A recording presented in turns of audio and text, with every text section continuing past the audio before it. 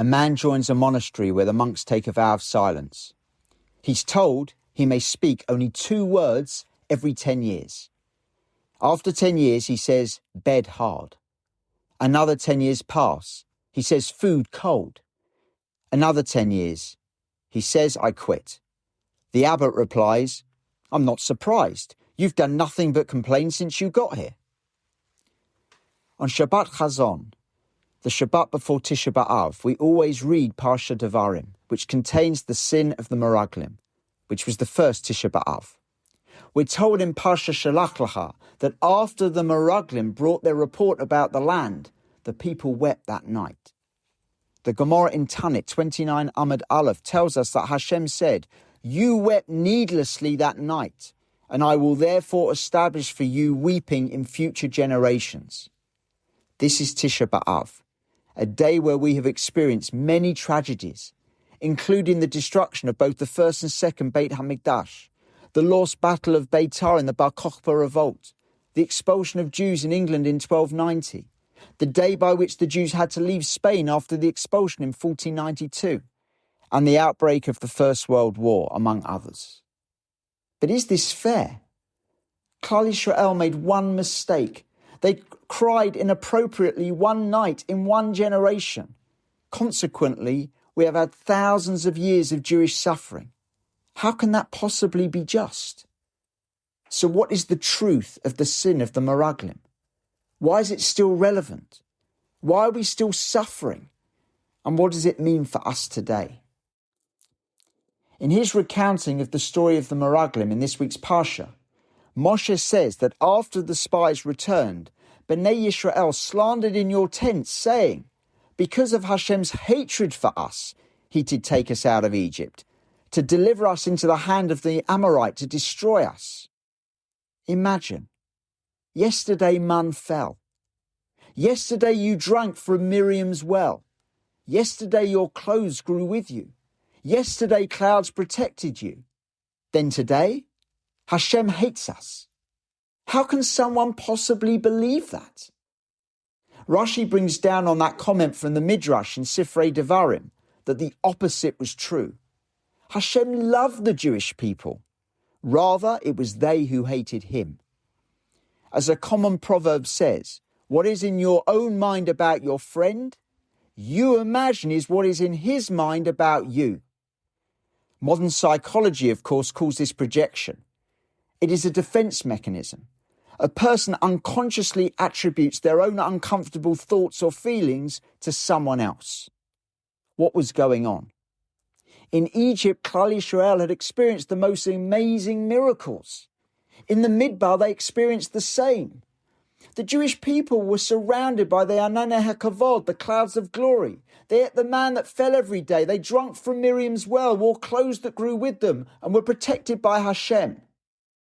But now they would go into Eretz Yisrael. This meant working the land for food, providing an army for defense, building homes, engaging in politics and serving Hashem amidst the routines and struggles of ordinary life.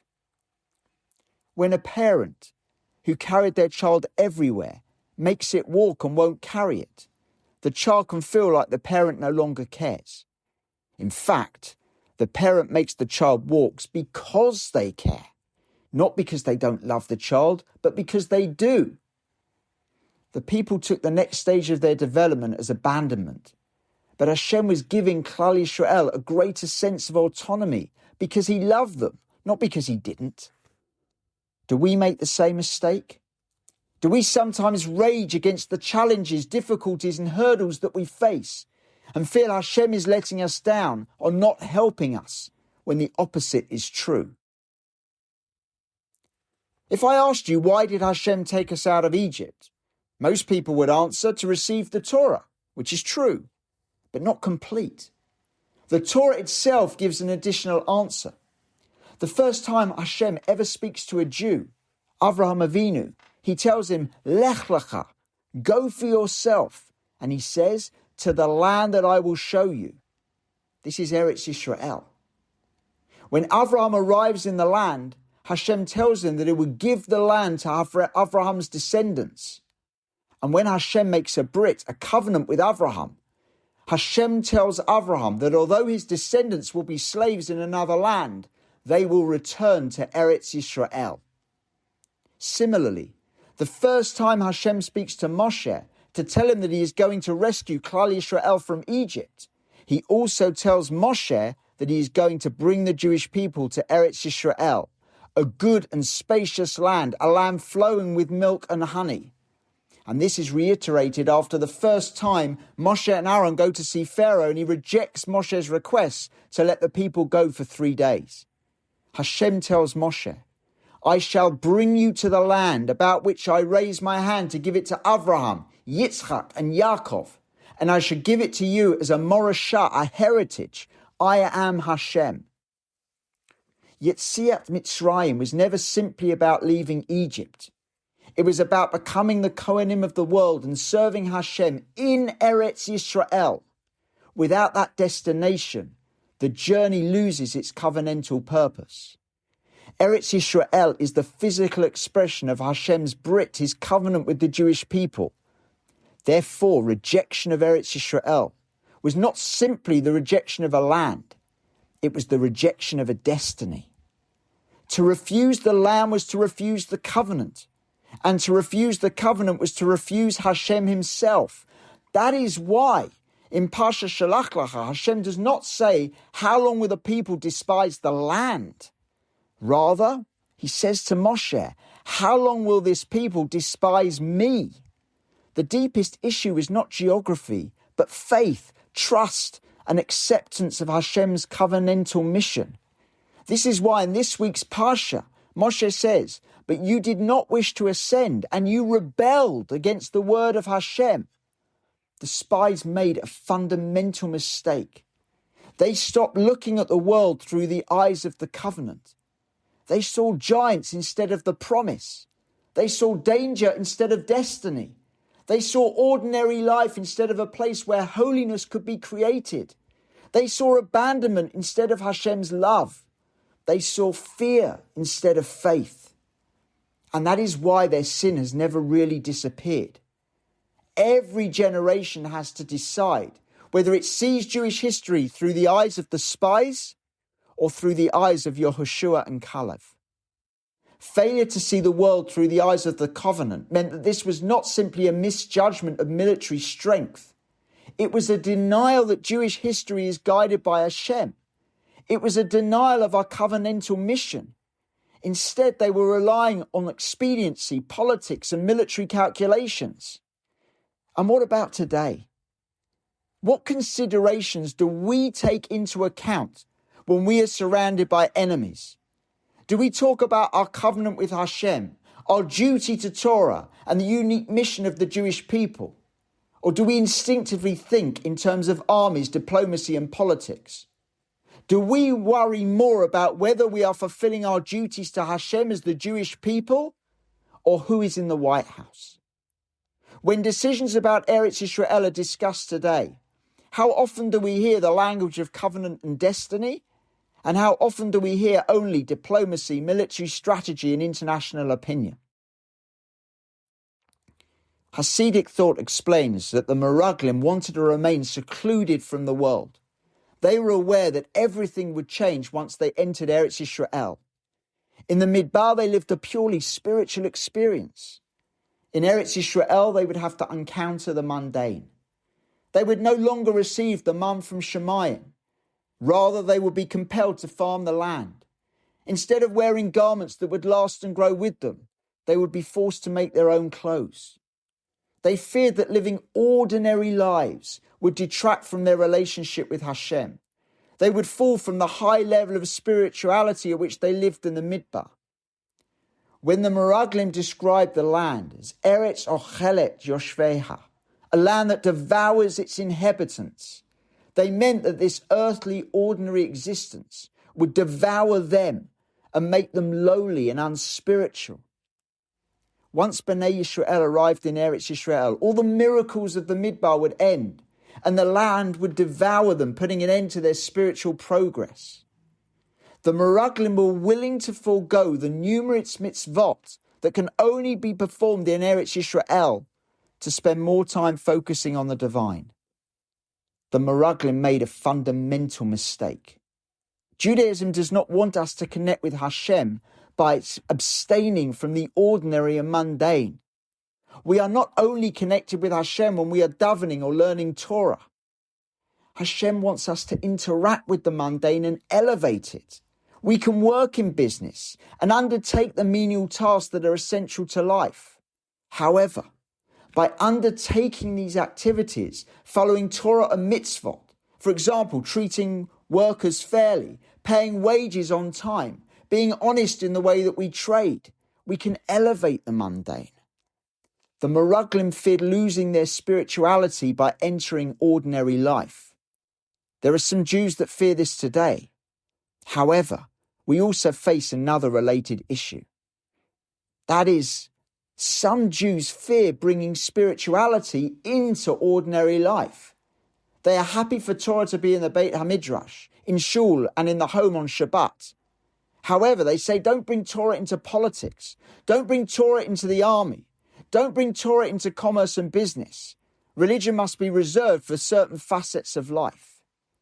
The spies were scared of the mundane, losing spirituality to normal everyday lives. Today, we're scared of the spiritual, losing our regular everyday lives to the spiritual, both the two sides of the same coin.